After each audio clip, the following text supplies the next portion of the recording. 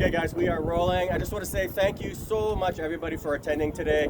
Again, as we know, we are here for a danger awareness walk, Danforth Ave. So who we are is Danforth Kingston for All. And hey!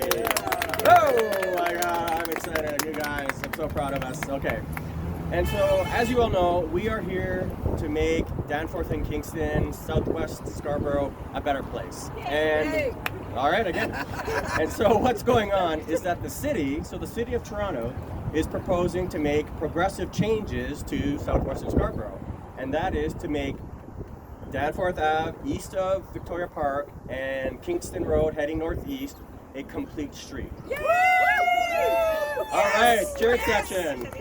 Check is in the mail, check is in the mail. Thank you guys, hilarious. Okay, so what that means is that we want to bring a number of key initiatives to the development of Danforth Ave and Kingston Road. First and foremost, safety for all, right? So we want to make sure that all vulnerable road users have the ability to travel by the different means in a safe manner. So that's pedestrians, that's cyclists, that's hearing and vision impaired, that's alternative modes of travel, and of course, TTC users and car users as well. So we just want that safety for all. So in addition, we want to make sure that the city has multiple things on their mind when they're making their improvements here. So in addition to safety for all, better business support, right? Make Danforth Ave, make Kingston Road more friendly to pedestrian and foot traffic so that more people can come and visit and visit these businesses. On top of that, the ever-present beautification. Let's make it more pleasant to come here, right? So better greenery, local art, just things that help beautify the area. And then to put it all together, sustainability. So not just sustainability environmentally, right? To make sure that there's more alternative methods of transportation compared to just car, but also sustainable for the growth. As we've all learned, as we've grown together, there are 60, 80,000 units coming to Kingston Road alone. And I believe it's 25 to 35,000 units of condo development coming in between Warden and Birchmount in the St. Clair area. So this level of development demands alternative uses for sustainability for transit. And so that's the quick spiel on who we are. What we're doing to support the initiative is, first and foremost, we're holding public consultations. Again, we're a citizen-led group, but public consultation so that everybody knows what the project is, they get all the information that they need, and they can give feedback on the plan. So, again, we're holding weekly sessions where you can come in, hear all the details of the plan, and give your feedback on that proposal. So it really will be, citizen-fed information that we're going to forward to the City of Toronto planners. And then on top of that, we're obviously going to be doing social activity, events, rides, and everything to make sure that we get the public support for the initiative. So there is a history of complete streets being killed in the region, and we just want to make sure that the complete street that is proposed, again, by the city, is ultimately executed on by the city.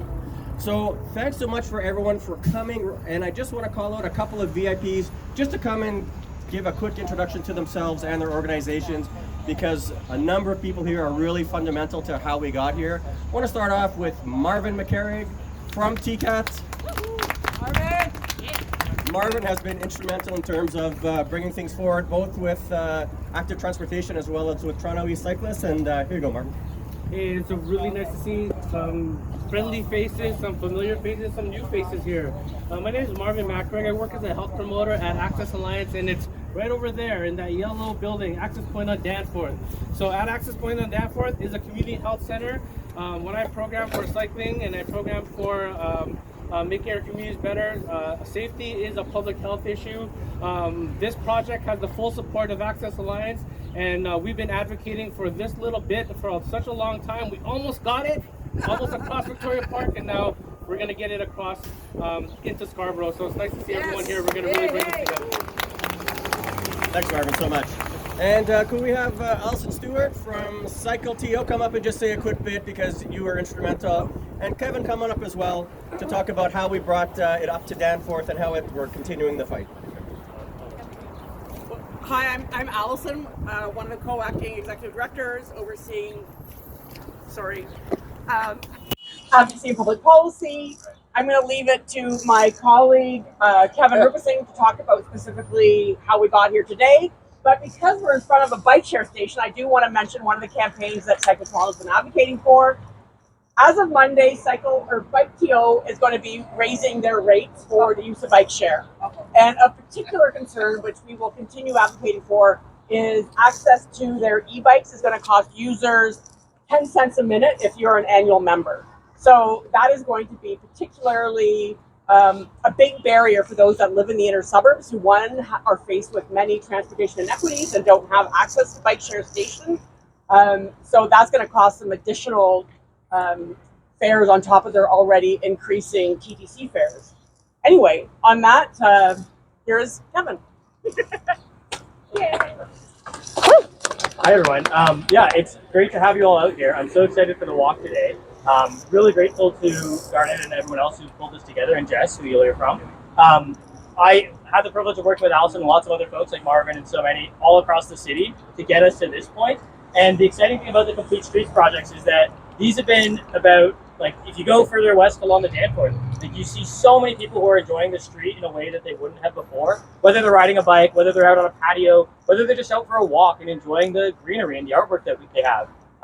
This is a way of bringing our community together. And while I've been lucky enough to work on projects across the city, I'm really keen to work on the one that goes into my neighborhood. I live in Cliffside, and I'm out on Kingston Road in Danforth every day, and I think you all know how dangerous and uncomfortable and unpleasant they can be.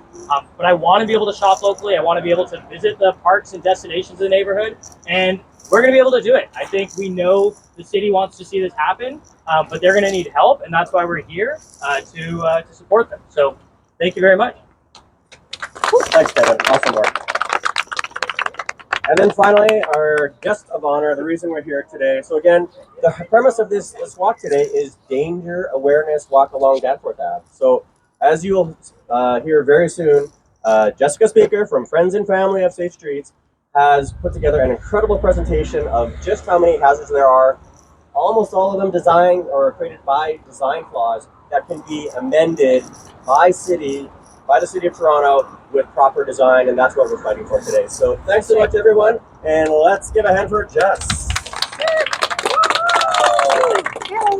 Thank you everybody so much for coming. It's awesome to see all of you here and to see some faces that I haven't met yet. This is really thrilling, and I'm so grateful that you all came out on a Saturday afternoon. I'm Jessica Speaker. I'm with Friends and Families for Safe Streets. Friends and Families for Safe Streets is a group of people whose loved ones were senselessly killed in completely preventable crashes, and people like me who survived a crash with severe life-altering injuries. So we are the ones who have paid for the design of our streets, the deadly design of our streets, with our lives and our bodies and our hearts. Danforth from Vic Park over to Scarborough Golf Club Road, happily, is about to be transformed over the next 2 years. And this is a first experience for me, and all of the things I'm going to be angry about are going to be changing. That I've never been able to give a presentation like this before. So this is actually a really nice thing to know that all the problems, many of them are going to be solved. But it's sad to say this kind of transformation remains extremely controversial in Toronto. Political leaders don't do very much to explain to their constituents all the benefits of safe streets and complete streets. They don't explain the benefit that they save lives, and car-dependent people resent change.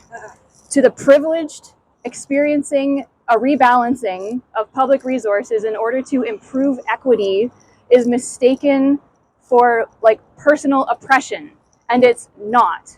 And the way to combat that is for people like us to go out into our communities and have events like this and talk about it and change the narrative a little bit. So your participation today is key. So again, thank you for being here. I'm going to set the stage a little bit. I'm going to talk about a lot of statistics on the way, so I'm just going to explain what a few things mean so you know what I'm talking about. First is KSI. That's a police database that's collected, and KSI stands for killed and severely injured. So that's what that means when I say that. And I also draw information from another database, which is all collisions that have ever been reported, which does include KSI, but every other police report that's been generated as a result of a collision. So many of you know my story. My life was blown up in 2015 when I was hit on my bike by a reckless driver. She broke my spine. She inflicted a brain injury. super duper soft tissue damage, and I developed a blood clot in my femoral artery here, and a big piece of that broke off, went through my heart, and landed across both lobes of my lungs. Those are usually fatal, but I didn't die, and so I'm here today. And I hope that sounds bad to you. It was bad, but the police designated my injuries as minor. I am not in the KSI database. I don't have a data point. So when I'm talking to you about crashes that make the threshold of KSI, I want you to understand exactly how severe that is.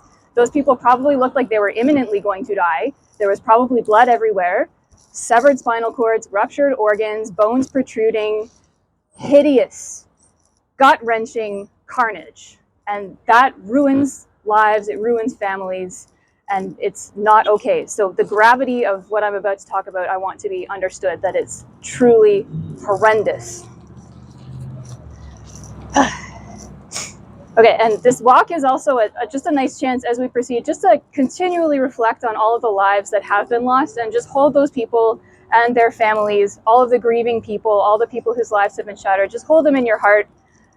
We're out there everywhere. There's so many people that this happens to every year, and so many people just suffer in silence. So please just, as we go, think about them, because we're often completely forgotten.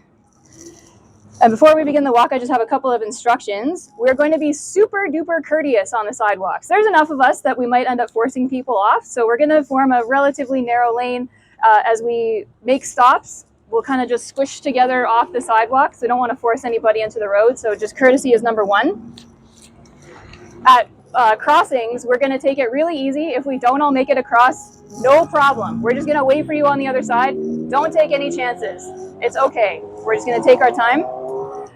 I'm going to tell us where we're going to stop, and hopefully we're going to escape the rain, but if it does rain, there are a couple of bus routes that serve Danforth and Birchmount where we end. Great. There's the 20 and the 12 and the 69. If you want to take those, I can tell you more. I won't waste time now. So to get this rolling, what we're going to do all together, we're going to cross south. We're going to cross east. We're going to do a cheeky photo op in front of that little cruel stump that's there. And then we're going to cross back to the north side, and then we're going to go all the way over. So we're going to just go over, across, and then reconvene. And Garnet, I think, will have some instructions for us. Okay, guys, so just to reiterate, as we know, there's a 30-foot bike lane that extends into southwestern Scarborough. So what we're going to do is go over there, and we're just going to gather, like, either on the sidewalk or let's call it, 1 foot on the bike lane. And we're either going to do the see no evil, hear no evil, see no evil. Sorry about that. The see no evil, hear no evil, speak no evil, right? So, like, blind, deaf, and dumb, that sort of thing. And maybe a post like this where we're all like, where is it, or when's it going to come? So that'll just be some good collateral for us to sort of share with our social media. And then we're going to go on the discussion with Jess, okay? All right, guys, thanks.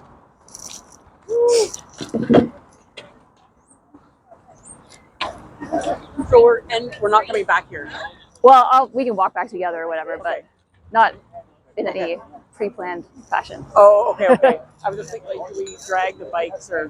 You're very welcome to, yep. Although I don't.